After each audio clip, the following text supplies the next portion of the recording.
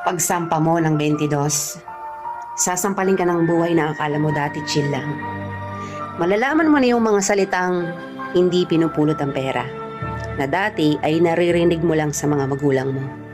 Magtatrabaho ka, magbabayad ng tubig at kuryente. Tapos trabaho, trabaho ulit, paulit-ulit. Mamimiss mo yung batang ikaw, musmos, walang alam sa mundo.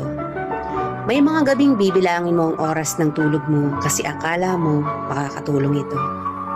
Gigising ka para kumayod, umanap ng pera. Perang akala mo sapat na. Pero dahil salat ka, wala kang magagawa kung hindi tanggapin ang katotohanang ganito ang buhay. Katotohanan dahil malaki ka na, malaki na rin ang bigat na papasanin mo. Dahil ngayong 22 ka na o 23 o 25 ka, malalaman mong hindi ka na lang nabubuhay para sa sarili mong pangarap. Real talk yan.